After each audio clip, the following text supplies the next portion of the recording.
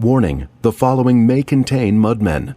Join fantasy authors Phil Tucker, Timandra Whitecastle, David Benem, Benedict Patrick, and Josiah Bancroft as they roll dice and take on the bad guys in a game of Dungeons and Dragons. 5 authors, 5 worlds, 1 adventure. It's time to get crit-faced.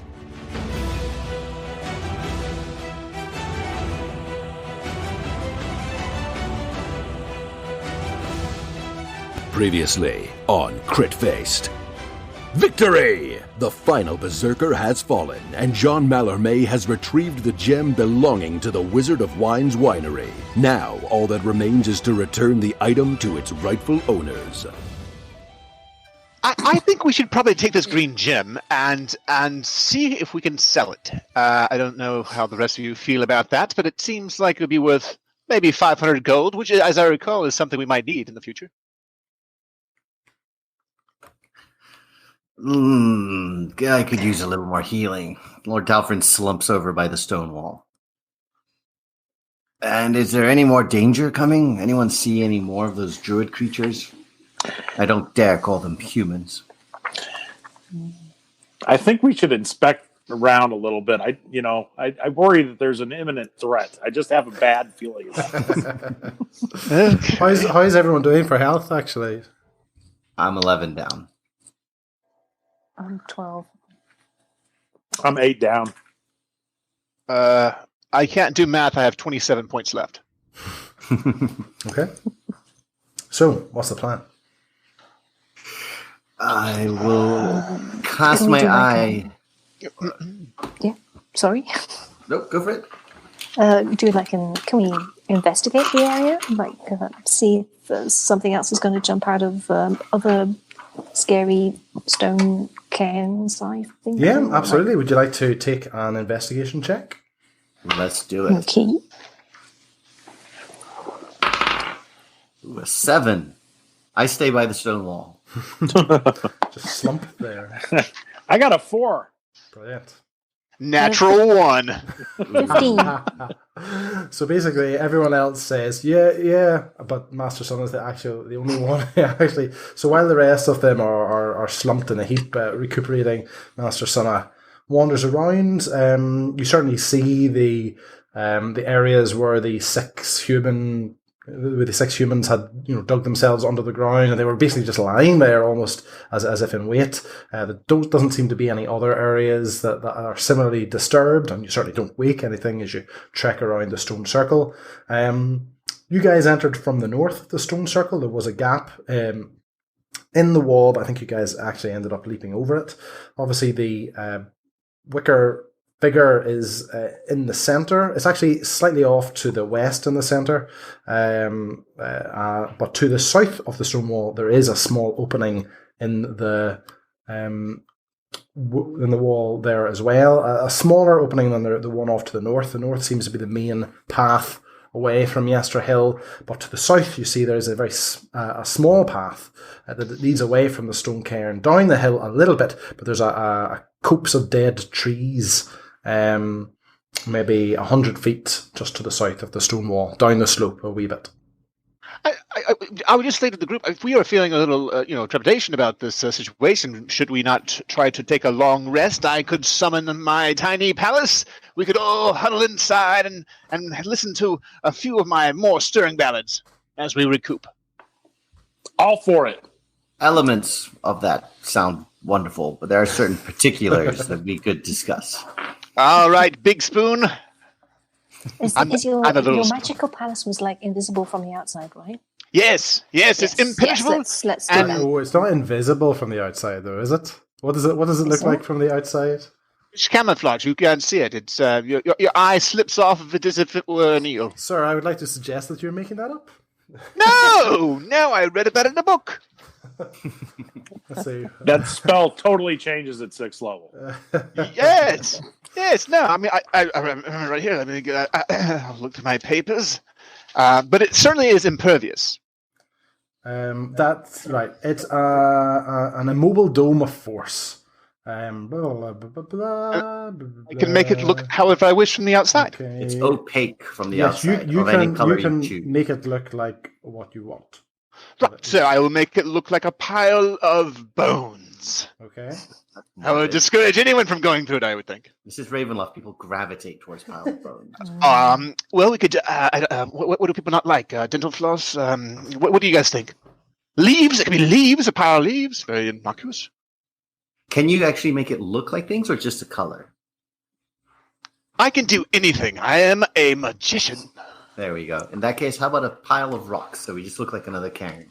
Okay, I can probably do that. I have to concentrate my concertina. Give me 1 minute.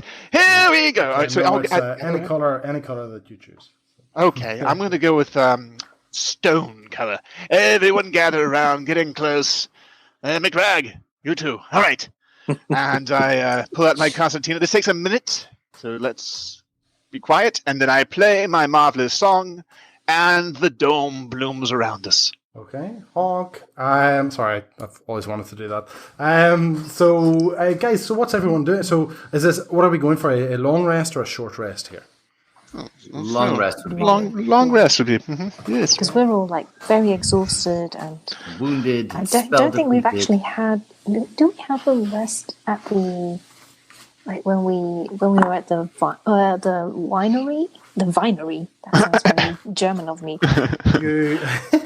Did we have a rest? Yes, you rested overnight. You set forth the following day. So, okay. So guys, it's been a wee while, and since we just hit 6th level, do you guys want to maybe take a moment each to describe what your characters are doing, and maybe just remind us what you guys look like? Because it's been a while since we checked in on who you are and what we can see. So in the confines of this tiny hut, what's everyone up to, and what do you guys look like?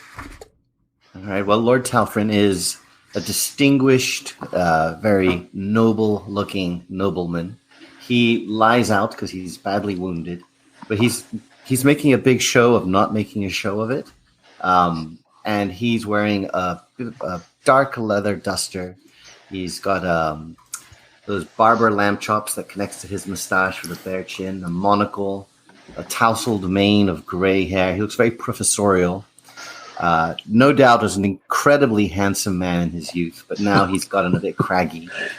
And blood everywhere, picturesque, and he's just lying there waiting for people to come take care of him. Okay. Who's next? Well, Master Stunner is meditating, of course, to regather her strength, because she's also severely wounded in the fight. So, first of all, put bandages on and take care of, self-care, a little bit of moisture. It's like, the skin, it's healing again. But yeah, meditation is her go-to to sort of focus and get the divine strength that she needs as a monk and a cleric.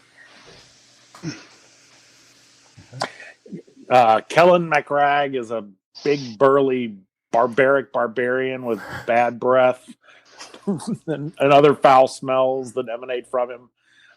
He is contemplating his blood spear, his new favorite toy, and all the many deaths he will cause until he finally impales Strahd at the tip of his spear. And John Malame is unconventionally handsome, he would say. Also unconventionally svelte. He has a bit of a pooch, which he does try to suck in whenever there's an attractive woman around. He is something of a blackguard, but a good-hearted one, I think, when all is said and done. Presently, he is splashing McRag with some rose water indiscreetly. Okay. Lovely. The last time you guys rested in the tiny hut, you decided to not have a watch set up. Are you guys going to continue with that? I think we should have a watch. I'll take first watch. Lord Talfrin doesn't really believe in watches. He does if other people do it. Okay. All right, that's fine. Kellen. Oh, sorry. I'll take the second watch. Kellen, would you like to take a perception check for me, please? Now, do I have a disadvantage on that since I'm exhausted? I cannot recall what exhausted does to you. What does level 1 exhausted do? That's a good question. I don't think it really does anything. That's Yes. Wow, I really cannot trust you guys at all, can I? No. I think you are right, though. I think that it'll give you disadvantage on ability checks. But here we go. Disadvantage on ability checks. Yes, so you take your check with disadvantage. Okay. And this is a perception? That is correct. Why did we have the exhausted guy go first? It's a very good question. I don't need to roll the second roll because I rolled a natural 1. Okay. Right. We're off to a good start. So, guys, basically, you're all relaxing. I mean, this is actually not nighttime. This is sort of during the day. So perhaps you were going to sleep, perhaps you weren't. Certainly, what comes to your attention very quickly is that Kellen is close himself to drifting off to sleep. But probably the reason you realise this is when your attention is drawn to the sky above you, and you realise that the guy who is on watch hasn't noticed it before you have. Because what has happened, guys, over the last 5 or 10 minutes, ugly black clouds formed on the eastern horizon to where you are. Now, if you remember, of course, we're in the Valley of Barovia. It's constantly plagued with mist. We've also got this weird wall of mist off to the west. But what has happened here over the past 10 minutes, these ugly black clouds formed in the east and have rolled their way across. And you guys, even anyone who's awake, even if you were meditating or studying in a book, you have realized, because it's suddenly gotten considerably darker, almost as if night is settling in, at an accelerated rate. So, McRag, when you said you were going to do the watch, did you just mean you were going to watch the clouds come in and not say anything? Do you see that? I don't think he does. No, he's muted his mic. You didn't say to talk. I'm just supposed to watch. Oh my Take God. it in the sights. Master Sinner, what do you think? Okay, I think it's our best friend here in Barovia. It's come to check on our progress, probably. As you say that, Master Sunna, a spark of amber flares into life far in the east, up above the clouds. Sort of its angry, fiery light, sort of making its way through the blackness, and you can see that it's making its way across the cloudscape in your direction. I don't think we should panic. Whatever it is, he can't get through the shield. We should be fine. We should be fine. So it's this is a good. If it is Strahd, then it's actually a good sign that he's very angry right now, because that means he hasn't found Irina. Well, there's probably more than one thing he can be angry about, like our acquiring this green stone. Like, he could be happy about Irina and upset about the green stone and coming over here to chide us. You make a compelling point. How fast is he coming? How long do we have until the meteor hits? Maybe 3 minutes. We can't outrun it, can we? So he obviously knows we're here.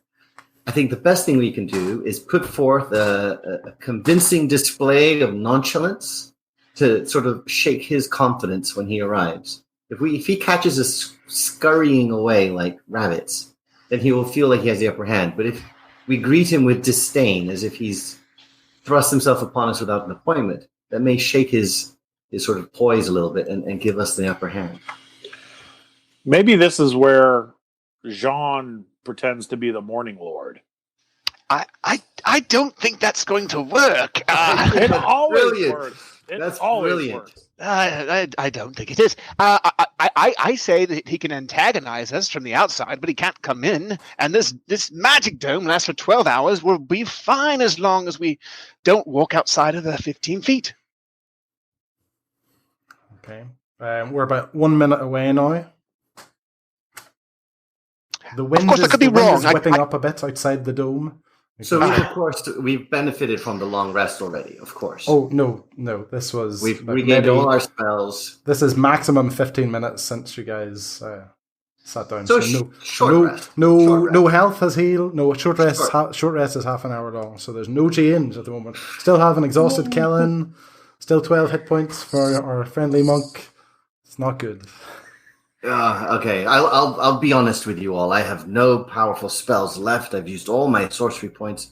I'm still injured, and I will admit to being slightly demoralized. Oh, you've got a spell slot from hitting level 6. I've got one spell slot from a recent epiphany onto the inner workings of magic. But otherwise, I do not feel like going toe-to-toe with Strahd. I have a blood spear.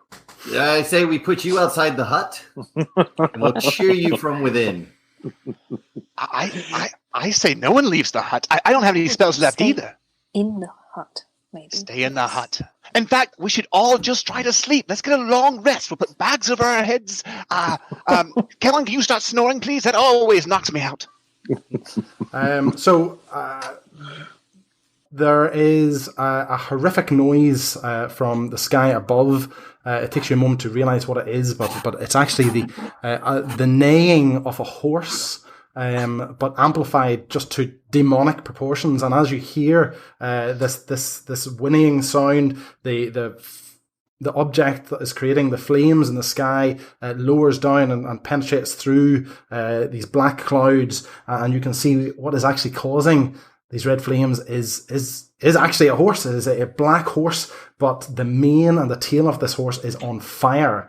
And the horse is galloping through the sky towards you. And as you guys had predicted, atop this horse is a very familiar figure, a slight figure of a man, but in some ways he seems just mountainous. Just his appearance is absolutely just stone cold confidence. Very pale skinned, obviously wearing a cape, a billowing cape of black wolf fur. You can catch glimpses of the red, blood red armor under this man's cape. It is, of course, Strahd von Sarovich flying through the sky towards you atop this flaming horse.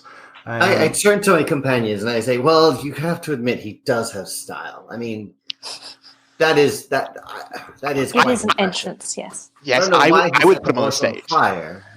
The burning your own steed seems unnecessary, but it maybe compels it to go quicker." Okay, so the fiery steed gallops through the sky, and of course has constantly been making a beeline for the top of Yester Hill. Strahd pulls on the reins, maybe about 40-50 feet off the ground from yourselves. The steed, bucks in the air. Of course, he just holds on expertly as the steed comes to a stop, still floating high above you. He looks around. He looks at the bodies of the druids on the ground. He looks at the wicker figure with its chest torn out. And then finally he looks to what colour is the dome of your hut? Stone-coloured. The stone-coloured dome of your hut. And he raises an eyebrow. Everyone be very quiet. Quick, John, raise an eyebrow back. I will not. Okay. And eventually he opens his mouth to speak, and he doesn't seem to be giving any particular force, but you can hear his words perfectly as he says, "I must admit I had not expected to find a scene such as this when I came here. However, based on what I have heard of your movements through my valley, I should not be entirely surprised." What happens if no one... You're damn right, you bloodsucker. Rag. Oh, God. He gave away our location. He was probably bluffing. I say we put him out. It's not his fault. Should we vote him off the island? I'm exhausted. He's tired and grumpy. Okay, well, if I had a blankie, I would give it to you, sir, but I'm acting like a child. So he lowers the steed slightly. We're about 30 feet away, and he says, he gets closer again. There's a bit of mirth in his voice. He turns to look at the wicker creature behind him, and he says, "I do not think it is the best likeness I have ever seen, do you?" Oh, well, Kellen, you are the spokesman now. Don't be shy. You started it. You talk to him. You're far more dashing, Strahd. Strange technique. Was he being sarcastic or not? I can't. Oddly enough, he actually loses a bit of his mirth at your compliment, and he says, "Well, of course, I had expected you to be critical. After all, from what I have heard, you are becoming somewhat experts in imitations of me." I don't know who he's talking to. I think he's talking to me. Yeah. Master Suna, did you put on a voice at any point? You know, she has a cape, and sometimes people from behind say, she looks a bit like you, but I don't think she does at all. Jean There are rumours in this valley about us that are not unfounded, but clearly exaggerated. Yes. I have had a visitor to my castle recently, a young Vistana woman, who Kellen was particularly interested in speaking of you. And eventually we realized that somebody here has been pretending to be me. Yeah. Lord What Talfrin, are you doing with Elena? Release her at once, you fiend. No, it's not Irina. It's this is the Vistani woman. I can't believe her name has just escaped me, and I've had it. Cariza. No, it was Cariza, the woman that Kenlin. Apparently, she believes you have assaulted her. My apologies, Lord Strahd. That was a misunderstanding. Lots of blood lost. Look at him. He's just pitiful. You can't see him, but I'll tell you, he is pitiful. We've had an ongoing concern that you may get your hands on Irina, and I leapt to a conclusion, so I'm sorry. Lord Talfrin, I believe it was you who pretended in front of a whole camp of Vistani that you were, in fact, myself. I find that unlikely that I would ever lower myself to imitating a parasite. Oh, he's being modest.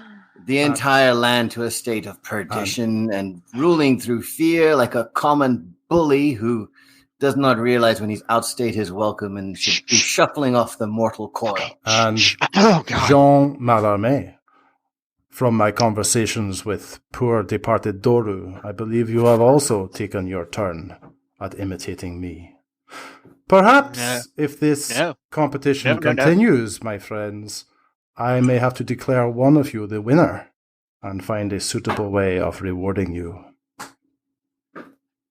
I'm not even an actor. I just I dabbled, but I certainly didn't mean to impersonate anyone. I was just I put on voices sometimes.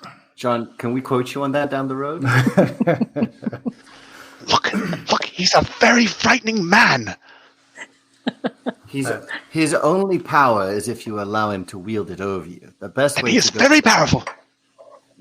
So Strahd looks about himself for a moment and looks back to yourselves and says, Am I to believe that the event that I was invited here for is no longer going to transpire?